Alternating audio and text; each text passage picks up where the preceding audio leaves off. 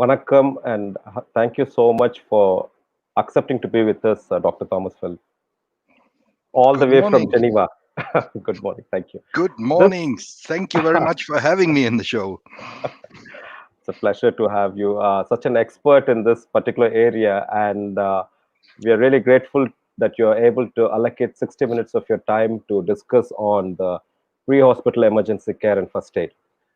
Being the head of pre-hospital emergency care and first aid, International Committee of the Red Cross, based in Geneva, we have three segments in this show.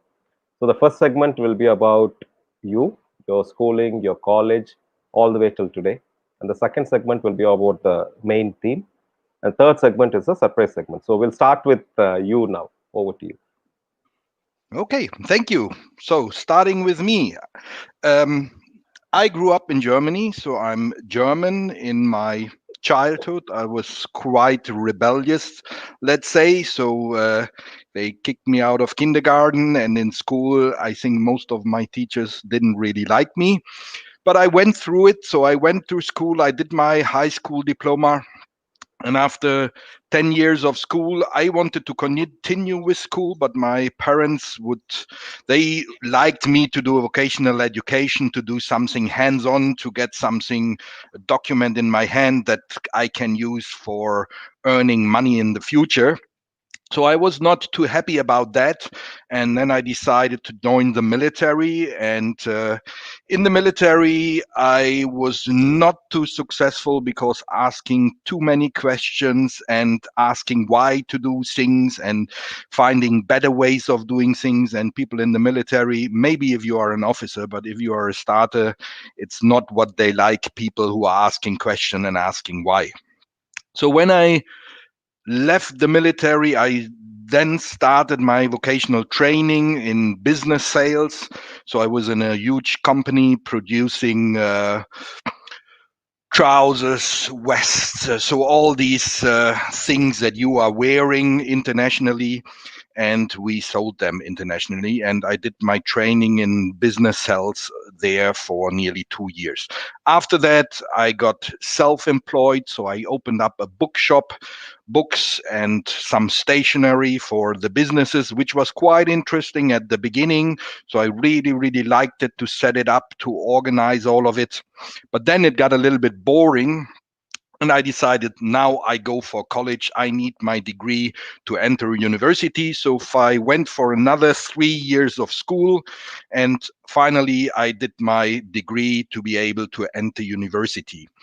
So my idea was to apply for medicine, but my school leaving degree, my grades were not the best one. So I applied for medicine, but I didn't get into. And my second on the list was business economics, because I had my vocational education in economics already. So they accepted me for business economics, but they rejected my medicine. And in Germany, you have a way of you can reapply every semester. And I decided, okay, I enroll for business economics, and I'm a student, can enjoy all the advantages of being a student, and I will reapply for medicine every 6 months. And I did that. But unfortunately, it took me 2.5 years until I got accepted for medicine. And at this time, I was already quite far in my business studies. So I made the decision to do both of it together, besides working and generating income. So I studied a little bit of medicine, a little bit of business economy, which at that time drifted into health economics. And it took me a little bit longer to realize that this may not have been the best decision, but I finalized my business studies, and then I really went into medicine for nearly 3 years. I worked during this time in a university hospital in an ICU, and they really, really treated junior doctors and students, medical students, badly at that time. So it was not nice to see how these young doctors are treated, and I decided that I didn't want to continue with medicine. I don't want to be treated like that. The dean of the medical faculty, he tried to convince me to stay into medicine, but I was out of it, so I didn't like it anymore. But he convinced me to at least write my first doctorate in medical science. And I told him I can't write a doctorate in medical science if I haven't finished my medical studies. And he said, well, you have your health economic studies done and you got your master's in that one. So you could write a master's in theoretical medicine or a doctorate in theoretical medicine. And I did that. So I took up my doctorate in the medical faculty. I combined health economics, medicine, ethics. I was already at that time into pre-hospital care as a volunteer paramedic. So I combined all of this and I wrote the thesis about the fair allocation of rescue helicopters in Germany, which I finished in 2006. And after I finished it, I really wanted to go into international humanitarian work or international medicine. But unfortunately, nobody knows this doctor of medical science who is not a medical doctor. So I tried and applied and I applied, but I didn't get anything. So I finally had to take a work to gain some income. So I started working for the pharmaceutical industry, which was not really what I liked a lot. So I did that a little bit more than a year. And then I decided to go for another study. So I decided to study public health. So I applied for the Master of Public Health and I studied the Master of Public Health.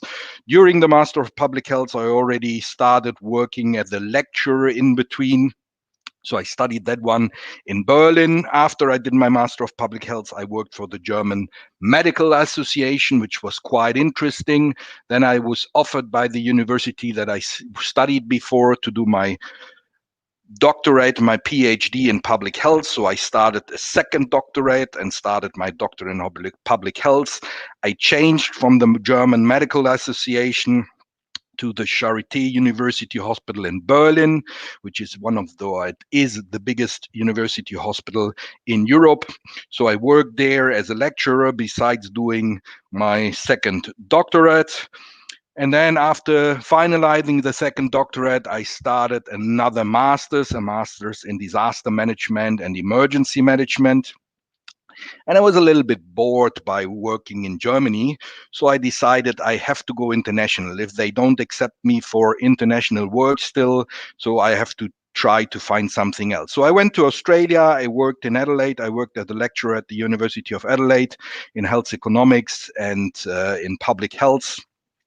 And besides working as a lecturer, I worked for the South Australian Ambulance Service as an AMBO, traveled through the whole countryside of South Australia and did ambulance shifts, which was an amazing job and the most beneficial thing that I ever did. But after a while, so I had to leave South Australia because of visa issues. So I stayed there for a little bit more than 3 years. I finalized at the beginning my master's in disaster management in Germany. And before I left, I decided that I do my next master's in international humanitarian action, which I did in Bochum, Germany, and in Groningen, the Netherlands. After finalizing that master's, I got my first real job with the ICRC. So I worked as a health delegate for the ICRC. At that time, I worked in Cairo, in Egypt, where we had this Arab Spring and the other Arab uprising. And I worked quite efficient there, but then I needed to do something else in the academic world. So I started a PhD in health sciences at the university in Danzig in Poland in 2014. And after my mission ended with the ICRC, I took up a position with the German Red Cross as head of their disaster management department, the international part of the disaster management department, which unfortunately dragged me in the refugee crisis in 2015 into working in Germany in the refugee crisis. I did that for quite a while, but then my intention to really work internationally took me back to the ICRC. And for nearly 4 years now, I'm working for the ICRC. In between, I had a short stay with the German Foreign Ministry as their international humanitarian advisor, but the ICRC was more attractive to me, so that I changed. For the ICIC, I worked in many, many different countries. So I visited, I don't know, Iraq, Egypt, Jordan, Pakistan, India, Myanmar, Philippines, Thailand, Lebanon, South Sudan, Venezuela, and many, many more countries. So that's a little bit of my story. And currently, I'm still stuck in Geneva because of the COVID situation, and I can't, unfortunately, travel. That's content. The one which you have shared can be probably in volumes of books which can come out, because the experience is, it's like a spectrum, and then areas which you have touched, you have studied, you have worked, the countries you have visited, multicultural experience, multi-ethnic experience, and multi division experience. uh, I can actually, refer in any area where I need some kind of a guidance. Probably I can refer with your knowledge in depth in separate episodes. Thank you for sharing that. Now we move on to the next segment, which is pre-hospital emergency care.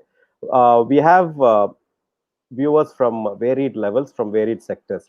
So we'll start with what is emergency care and why pre-hospital emergency care is important. What is that and why it's important? We'll start from there. Over to you. Yes. So emergency care. So I'm mainly focusing on the medical part of emergency care. And an emergency is always a situation where the people can't cope with. There may be small emergencies, or there may be an emergency which for a small town is a huge emergency. In a bigger city with the adequate resources, it would not be a real emergency. So saying that an emergency really is a situation where the people can't cope with the situation, and I'm always looking at it from a health perspective. So I'm working in pre-hospital emergency care, and we are trying to make the link between the community and the hospitals. Luckily, in most countries around the world, we nowadays have emergency departments. In some countries, we even have specialized emergency physicians. In other countries, this concept is still not existing. So in some countries, there are no emergency departments, no emergency physicians. That makes it a little bit more difficult. But what we try to do to cover the pre-hospital part, really from the community, from the volunteers in the community, from the people affected, over through a kind of referral system, which doesn't have to be a professional referral system. It can be any kind of referral system. And an ambulance for me can be any means of transport. An ambulance can be a donkey car, it can be a boat, or it can be what most of you would expect to be an ambulance, this nice, beautiful car with lights and sirens on top. But that's the exceptions in the countries that I work in.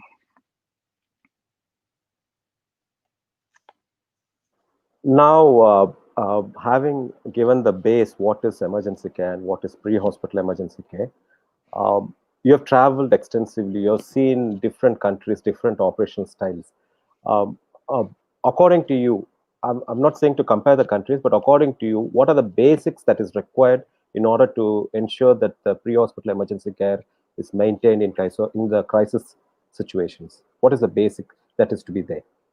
So the basics to be there, most people would only look at the professional part, and they would tell you that you need unified standards within one country, and that you need things that are coordinated together. For me, I go a little bit further, and I said you have to have a basic understanding of an approach that you want to have in a huge emergency.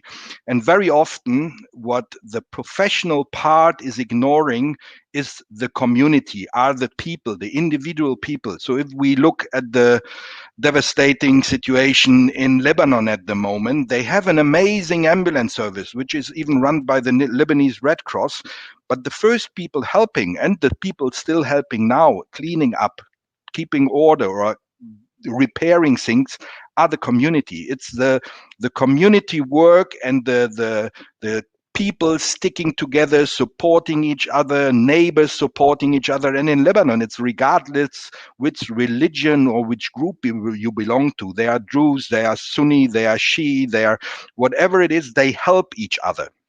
And that's an essential part which is very often ignored by the professionals. So the professionals look at it as you have to have an ambulance service, you have to have a multi-organizational approach, meaning in pre-hospital, the ambulance has to work together with the fire service, with the police, maybe with the military. You have to have command and control structure. You have to communicate well with the responding hospitals. That's all true, and you all need that, but don't underestimate the power of the community and the power of the affected people. And very often, at least in the context that I work in, before the professionals come, a long, long time is already gone. And the first who help and the first to coordinate are the people living in the place, and the people are affected. So what we need is a joint understanding who is involved and who can help. Very well said, because as you rightly said, any disaster happens, it's a community which comes there first before the actual professionals reach, and probably the community is the last one to also leave the place, helping them and supporting them. Thank you so much for sharing that key area where it also stresses that why it is important that community-based disaster risk reduction trainings are important, and it has to be consistently done. While staying in Singapore for a shorter stint, I noticed on a weekly basis, they do in the community level housing development boards in the parks, they conduct mornings and evenings 40-minute sessions every week for the people who are staying in that community to understand basics. What do you do in case of fire? What do you do in case of a bomb threat? What do you do in case of a earthquake and things like that? Now I'll move on to the next question. How do you see the scenario now on a global level? This kind of understanding. There are 5 departments. If I take Chennai, public health, fire and rescue, police department, revenue department, and local bodies, the corporation, municipality. These 5 departments work together as emergency support function in order to handle a crisis. How do you see this kind of coordination on a global level? Is it of course, there'll be a lot of room for the improvement, but I'm saying in general, how do you see that progressing, especially in this COVID scenario?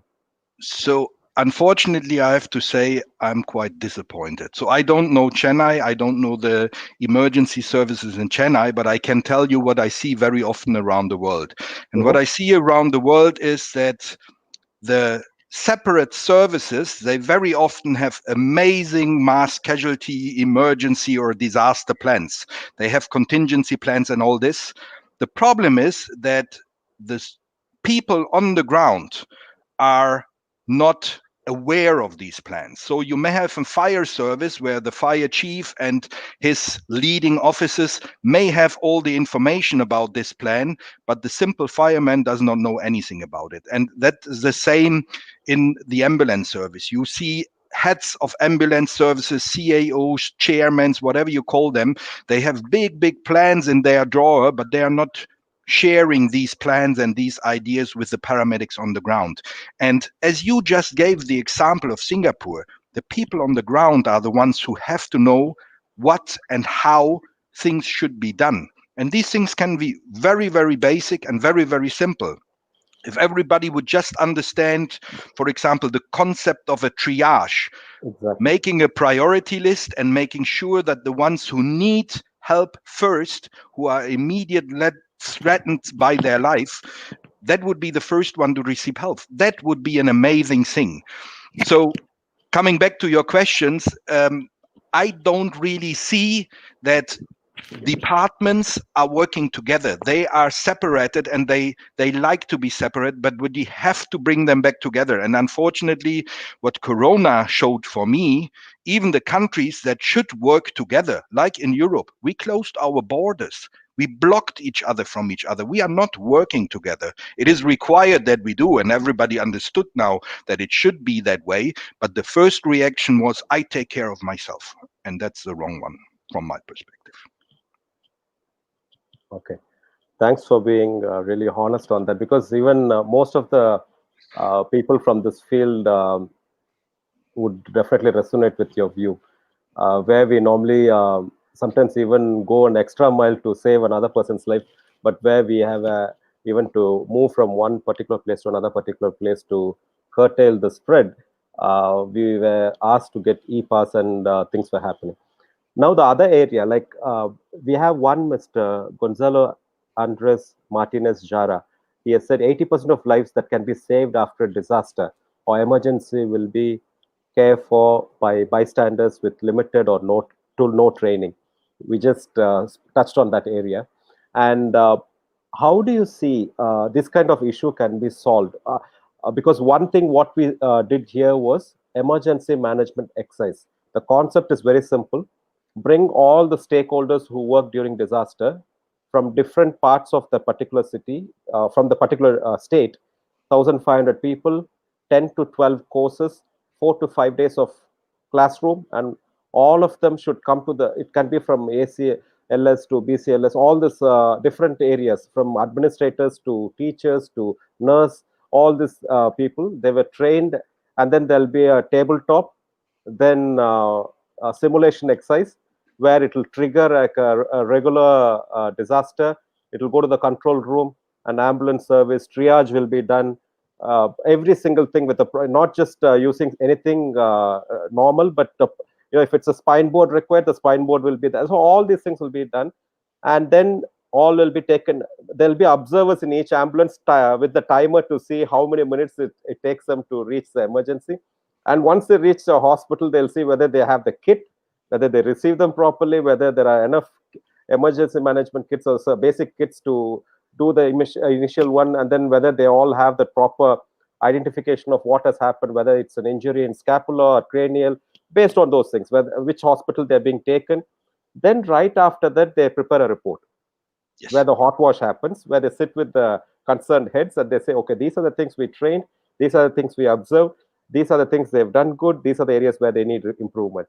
And they submit it to the government. From there on, the government has to take care. This happens here in India.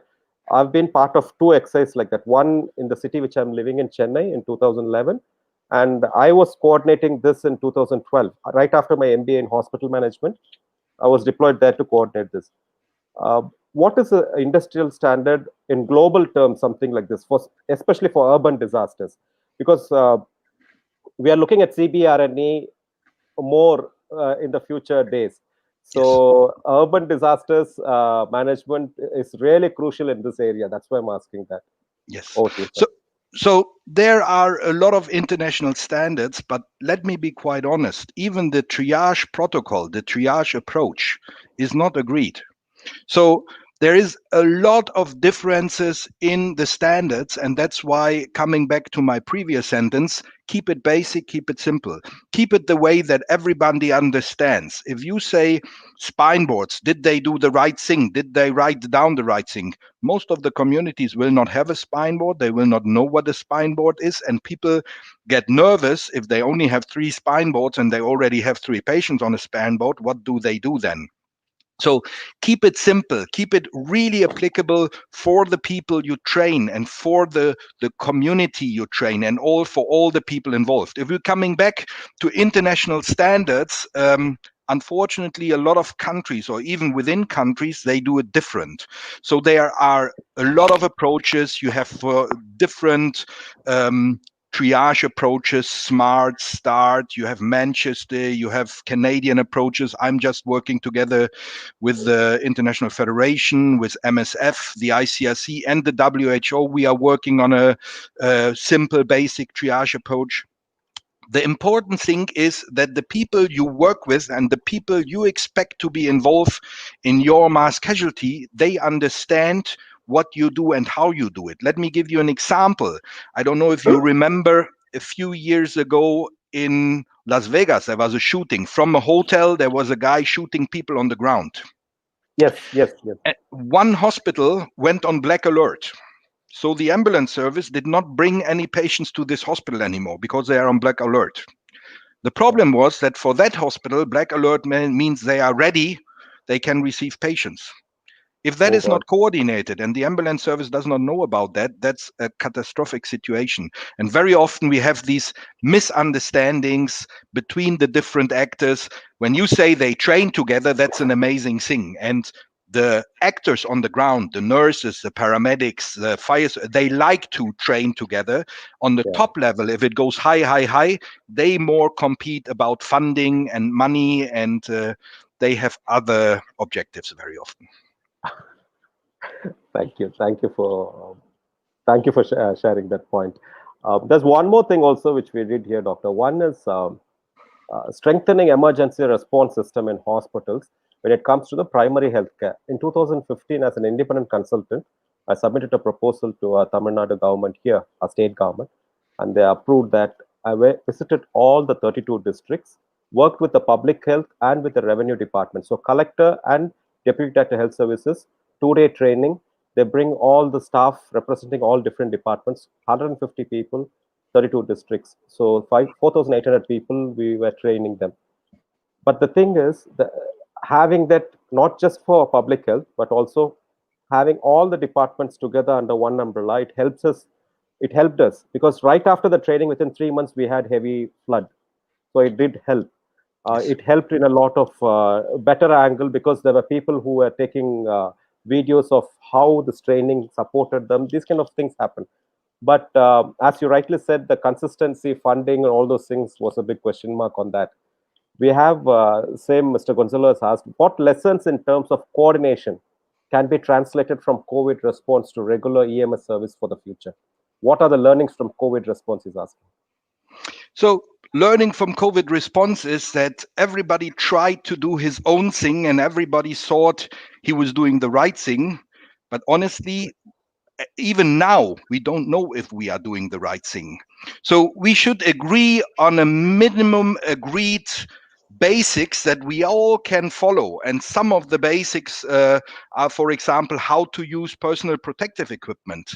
Okay. Some of the, let's say, institutions around the world, they are bringing personal protective equipment everywhere. But if the people who are using this personal protective equipment don't know how to use it, like unfortunately most of the senior GPs in Italy, they are not used to use personal protective equipment, and they cross-contaminated themselves, and a lot of them died. So if you don't train people how to use the equipment that you make available for them, and in PPE it is how to do the donning and doffing and how Mhm. to do the waste management, because we found now that in Asia and also in Africa, people just put the PPE in the bin. So you have a mask, you have some gloves, and then the cleaner comes and he sees the beautiful mask in the bin. So he takes out all the nice masks and sells them on the market, which has to be avoided. And these are things that nobody is considering, but these are the tiny, minor things that we have to understand and that we have to learn from. Oh my God. Okay. We were having certain articles, news articles, where they understood that this kind of masks which were recycled came, and then it was stopped at the port, and then in both from ship and from through air, they found it, and then they stopped it there, and they discarded it. Came out in news. But what you're saying actually is actually adding more oil to the existing fire. Yes. And one more thing, sir. There are a lot of people who are entering this field with the passion to support, the passion to contribute. They want to provide service. uh, are there any area, of course there are different institutions in each country where they can go do a formal studies, but at the moment if an individual who wants to support or volunteer, are there any courses? Because I saw in this lockdown a lot of people came up with this online courses. How far is it efficient for them to equip themselves to be on the field? Because unlike other situation where flood or other areas where they were ready to come support with the food, dry ration, or with all the shelter kits they were distributing, they had no issues. But with this scenario, similar to what we saw in Kerala with the leptospirosis issue, at least that was kind of with the doxycycline, with 1 week they're at least safe.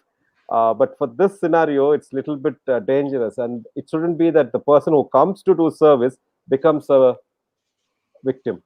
Yes. So, how do you suggest in them being equipped on this area? So I I have to be honest, I was quite skeptical when we changed from face to face trainings to online trainings. But I have to say, I changed a little bit because online trainings, they also have the good sides. So you can reach people that you normally don't reach. If these are videos that they can download, you would not believe in what kind of rural areas these videos are carried by volunteers, by people, and shown to others. So you can do quite a lot with online training. I still believe that there is the need for face to face trainings, for hands on trainings. But coming to your questions, what can volunteers or what can people willing to help do? And I think volunteering for whomever you volunteer, if it is the Red Cross, the St. John's, another NGO, or a small local, whatever it is, if you give your time, that's already the most amazing thing that you can do. You are providing your time for the benefit of others or for the benefit of the community. And that's always the right step. And helping starts from very, very simple things like bringing food to people who can't get out to get food. So elderlies, people who may be highly affected by COVID. So the people who are really, really in danger, providing them with food, going for them on the market, doing some shopping for them is the minimum thing you can do. And you are not taking any risks. If you go further and further, you need more and more training and more education. Definitely, if you go into the medical part, you have to be aware of the coronavirus, what it is, how it is transmitted, and how you can protect yourself. But a proper training on how to use personal protective equipment can be done within a few days. So you can be properly prepared to help and support corona within a few days. So you can go into your community, you can train other people, you can help, you can inform. For sure, you can't work in a hospital, you can't help intubating people or these kind of things. That is training and education which takes years. But still, everybody who's willing to support and willing to volunteer his time, he or she can do a lot. There's also this new virus which is being told from Malaysia, doctor, about this D156 or something, which has come on, which is 10 times more deadlier than the existing one. Can you shed light on that, please?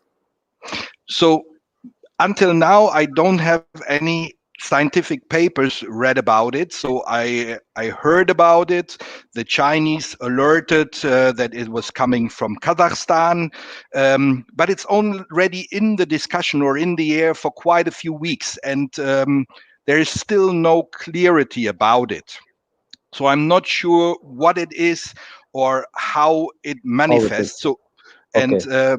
I'm quite sure that we will get something else, and Stronger. I'm 100% sure that 90% of the virologists or other doctors would agree with me that other things are coming. So we are not safe at all. Even if we battle the COVID crisis, we will Mhm. not be. It will not be done. Okay, Dr. Soumya Swaminathan, the chief scientist from WHO, mentioned like even after the vaccine comes, say 2021, roughly in that period, she's saying another 2 to 3 years, so 24 to 25 is the period, not always in peak, but she's saying like more of a fish fin kind of a thing, like there'll be peaks and then maybe hitting the normal. It'll go on for 2024 or 2025 till that period. That's what she mentioned. How do you see the scenario in Switzerland, and uh, what do you think are the best practices from the different countries you have seen so far in terms of COVID? So there are a lot of practices that different countries do, and the advantages, for example, I see in Germany is that the huge resources in kind of hospital beds, in physicians, nurses, so the huge amount of resources that we have available, that brings the high benefit. And people, honestly, in Europe, we are living in a luxury bubble.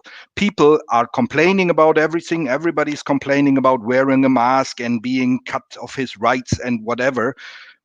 But we have enough to eat at home. We have running water, we have warm water, we have internet, we have television, we have everything.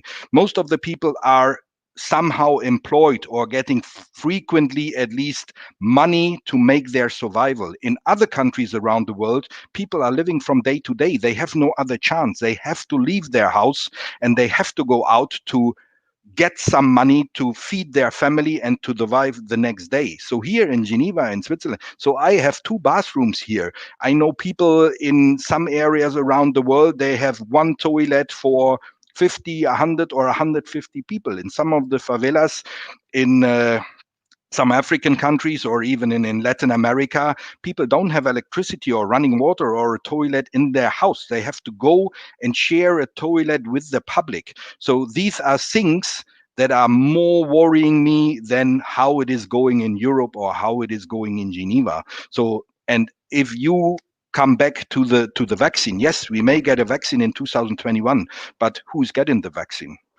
The people who are paying for it are getting the vaccine, and the people who may need it most have to wait for a long, long time. And that's unfair. And yes, there will be NGOs that are providing the vaccine also to third world countries. They may vaccinate the medical staff in these countries, but all the millions of people who don't have health insurance, who don't have the money to pay, I don't know, $5, $10, $20 for the vaccine, what about them? They have the same right to this vaccine that like I have. And that's very, very unfair within the world. The first world, the Europeans, the Americans, the Australians, even parts of India, we will get the vaccine very, very quickly. But the people who really, really need it, they will have to wait for quite a long time. Yes, because this is also one more area which she was mentioning. Even though the vaccine comes, who gets first, which country gets first, and how it's going to be distributed. Because after this happened, I saw this movie Contagion, where step by step, almost the whole screenplay was something which is in real happening, and where also this vaccine scene comes, where once it comes and how it gets distributed and who gets first, I can understand what you said. Now the next one is there's a lot of innovation which is happening, probably which should have happened in another 5 years or 8 years, but this kind of a pressure has forced people to come up with or made people to think in a different angle with the cross pollination of ideas, intersection of technology and science. A lot of new things are coming up. Have you Yes. come across any system thinking or design thinking in this approach, Doctor, where there's some sort of innovation which impressed you or which is nice to the community? So there is a lot of innovation ongoing. So there are small innovations ongoing, like e-learning. So everybody and everything is changing to e-learning. I was not convinced about, let's say, simple first aid e-learning, but that's the only way you can do it now. So that's the way it happens. So it has, as I said, its benefits and also its bad sides. But there are a lot of things that are going on. So people are innovative how to use their mask. I have received many, many videos and texts from colleagues from emergency medicine, how they reuse their mask with Tupperware, with putting it in ultralight, and all these things. So I have seen innovations where they created ventilators that could ventilate up to 6 people with one ventilator on site and then splitting all of it. So there is a lot of combination of engineering, medicine, innovative people are coming in, how you do screening, how you get the tests from the people. So there is a lot of options, and I think it opened up a lot of things. And it didn't only open up new ways of doing things in the medical world. It also opened up things in the working environment. How many people are doing home office right now, working from home, and it works, and nobody would believe in it before, but nowadays it's working. And I think a lot of companies will change to home office. They can reduce their offices maybe by half. Everybody's only coming half of the time to the office, half of the time at home. So it will save a lot of money, and it will release a lot of innovations, GIS and. Even the carbon footprints, because the travel has reduced a lot. We see a lot of because the place where I stay in Chennai, while I was attending school, which is 20 25 years before, what I've heard, those kind of chirping of birds I'm hearing now. It's been almost more than 30 years. I've seen parrots in this area. Now I'm seeing them again because the vehicles have gone down, people movement has gone down, and they have started slowly coming back. Yes. Now, next one, Doctor. When we talk about how we see ourselves in the post-COVID scenario, of course, there's no going back to what we were before. It's going to be completely not even near normal. This is going to be something, a different scenario where we have to adapt, evolve, and come up with certain systems which are probably not any way connected to the past, be it a business or even the protocols in hospitals. There's a lot of new trainings required. How do you see the future? I see the future quite positive. I think this COVID situation is opening up a lot of minds of people. Yes, we still have a lot of people that are resisting, but that you have everywhere. So where you have change, you have resistance. Even if you have change for the better, people like things to be like they know them. We all hear this term adapting to the new normal. For me, the new normal would be a static thing, and I think we haven't reached there. So for me, it's a little bit like navigating through uncertainty at the moment. Maybe we reach the new normal, maybe next year, maybe 2 years, 3 years later, I don't know. So we will definitely come to the new normal, and I agree with you that we can't go back to what it was before. But I think we all have to be a little bit accepting that the situation is quite fluent, that the situation is changing. We have to take the time to process this new information, to get new information, and to get also neutral information from different sources, because we all know that only information from one source might be a little bit biased. So we have to be flexible, we have to be open-minded, and we have to focus on what we can do, what we can change, and not focus on what we can't change. And a lot of people are focusing on the bad things, what they can't change, what they don't have anymore. Try to see it positive. Try to see the things you can change and the positive results you are getting out of it. Thank you so much for those nice words. Now we move on to the third segment. The second segment actually was quite informative. You encapsulated a lot of areas. We touched on a lot of important things. Thanks for that. Third segment, as I said, it's a surprise segment. So you can spread your creative wings and you can be as imaginative as possible. Now I'm giving you a time machine, Doctor. With that Oh, time machine, with that time machine, you can go to your past, not to the future, past, and you can meet two people of your choice. They can be anybody who you like, who you would like to spend 1 month each. They can be from two different periods as well. What would you learn and come back to 2020? Only condition to use a time machine, your learnings has to come as a form of book. When you come back, you have to publish a book. What you learned with them. So, who would you meet and what would you learn? okay. So let me think. So most probably I would fly to South Africa with your time machine, and Mm-hmm, I would really like to meet two people there. mm-hmm. The first one would be Nelson Mandela, because I'm quite impressed Wow, by Nelson Mandela, and I'm quite impressed by his way of staying peaceful. Even with all the things they did to him, he mm-hmm. stayed peaceful. There are a lot of people that don't agree with the things that Nelson Mandela said, and there are a lot of people that don't agree with the things that you or that I say.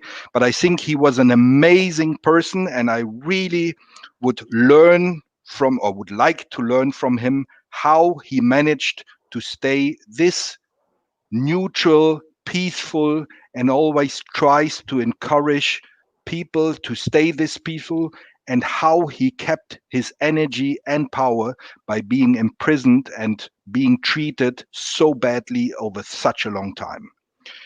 And the second Wow. person I would like to meet, I just fly over to Durban, where Gandhi lived in his past.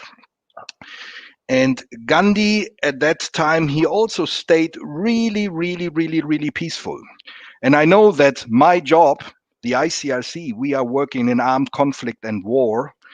But I think if we could get rid of all the wars and the conflicts, that would be amazing. My Mhm. job would vanish, but I think we would be much better off in the future. Great choices, doctor, because both, in fact, about Mandela, like, just being inside a house for past 2 months or 3 months, people are feeling Yes. frustrated and there's an emotional roller coaster trauma and all those things. 27 years he stayed inside a cell. He comes back and he exudes only love. Yes. That requires a different mindset. The next question is, I'm giving you a magical one with which one swish you can change one thing in the world. What would you like to change? It will change even before this program finishes. So, what would you like to change? I would like to change wars and conflict. No more violence, no more wars and conflict. And I think wars and conflict are the evil of the world.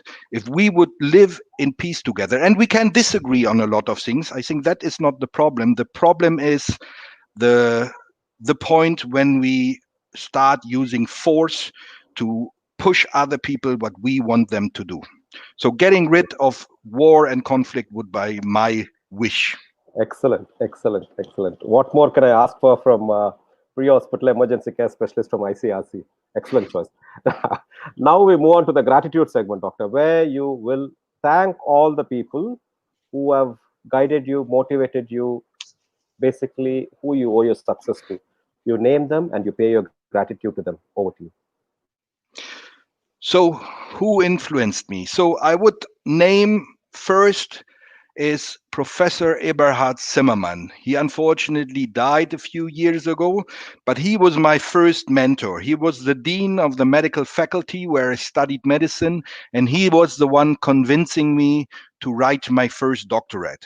He was an amazing person, and he had an amazing history. So he worked together with Watson and Crick in Chicago when they unfolded the DNA. So he was a professor of physiology and a professor of biochemistry, and he had a really hard outside, and people who only know him for a short while may not really liked him, but he had a really good heart, and he was willing and able to support people if he was convinced in them. So that would be the first one who I have to say really thank you. As I said, he unfortunately died, and but I think he had a high influence on me, and I will never forget what he did for me. The second amazing person I met in my life, I met during an emergency response training of the German Red Cross, and he's from Hong Kong. So his name is Dr. Konstantin Au. So Konstantin is the most beautiful people person I know. So he's willing to support everybody. He's willing to give to everybody.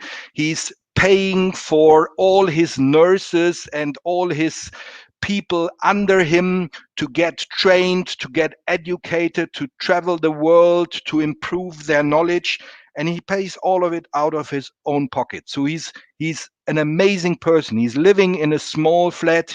He's more protecting his two dogs that he has than caring for himself. He's one of the most amazing people I've ever met, and he is still there. So, towards Konstantin, thank you very much that you had such a great influence on me, and please go on with what you do.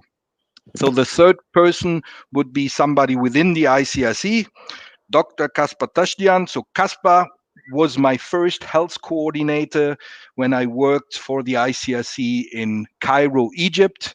He became a friend. We worked together in Geneva. Now he's working in Jordan. And I really liked Kaspar and his approach. He worked for the International Federation of the Red Cross. He worked for the ICRC. He's a doctor with a good heart at the right place. And I think he also is an amazing person.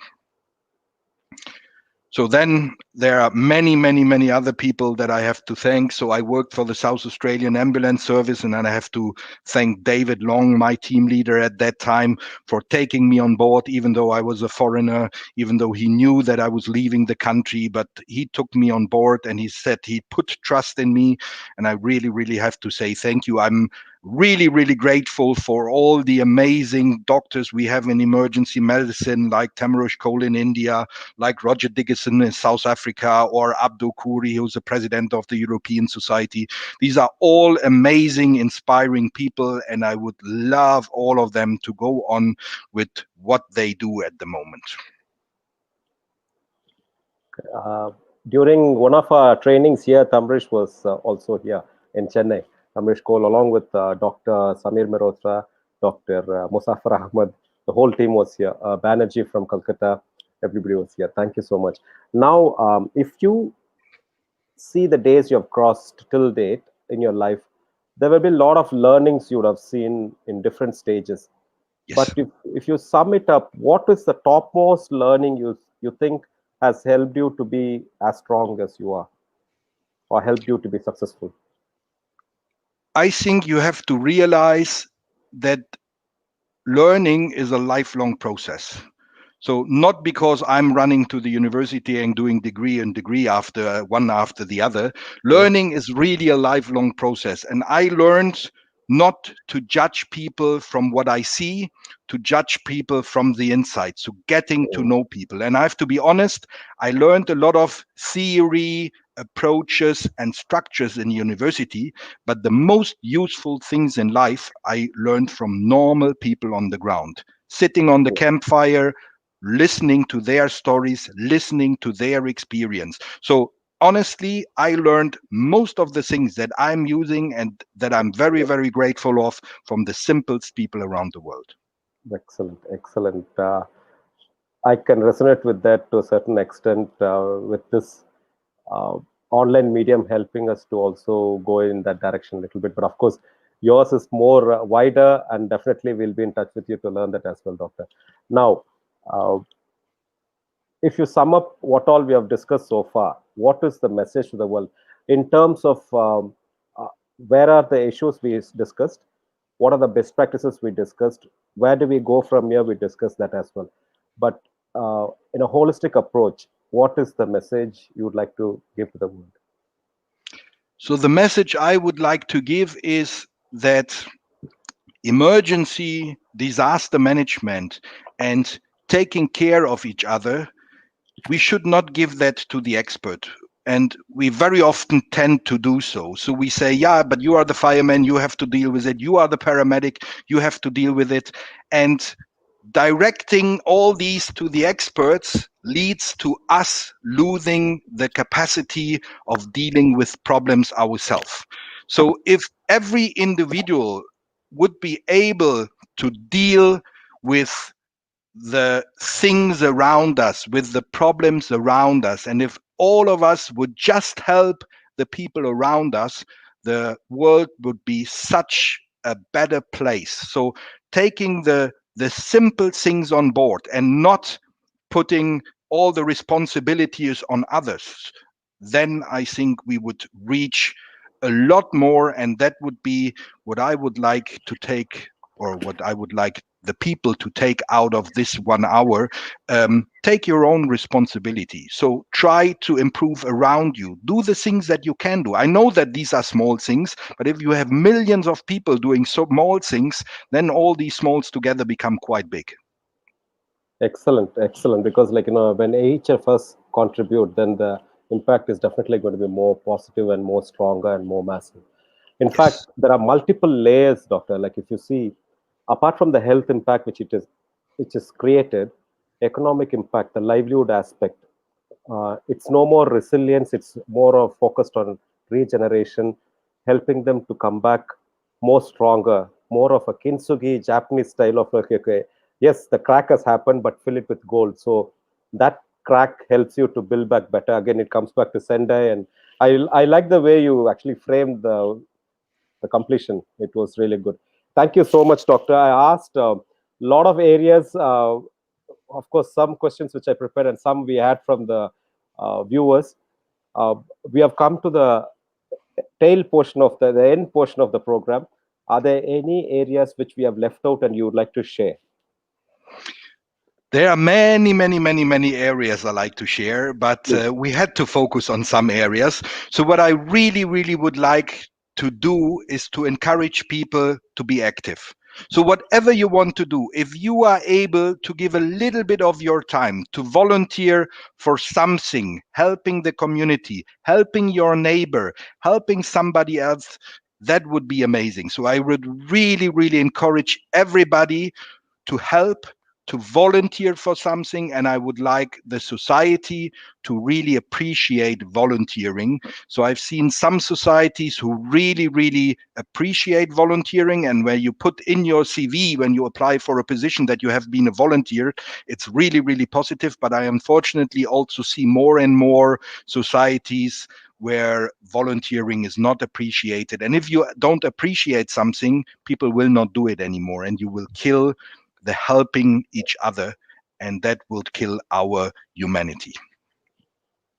Thank you so much, Doctor. Because most of the messages I received while we were having this interview, people from ambulance services from India. There are certain people. We have certain groups here formed during the flood time, and then during this COVID time. They are seeing this, and they were messaging saying like, this is good, is this going to be a weekly thing? I said no, I've just requested him for 60 minutes for this interview, and probably we can discuss this off the line if there's any particular things could be done. Thank you so much, Doctor. Thank you so much. And I really enjoyed discussing with you all the key aspects which is required in this time more than any other situation of this COVID scenario.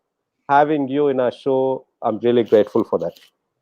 Thank you very much for having me. All the best for you and your friends around. And I hope that we could inspire some of the people.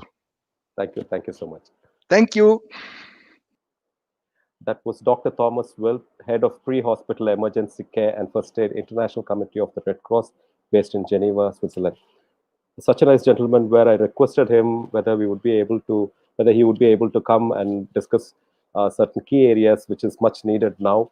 And immediately he accepted. He gave the schedule, and today this happened. I'm really grateful that this gentleman was able to spend 60 minutes of his valuable time to share his knowledge.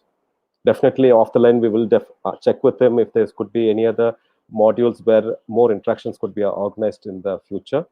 Thank you for watching, and we will definitely strive to bring experts from across the globe and inspire you to achieve more in life. Thank you.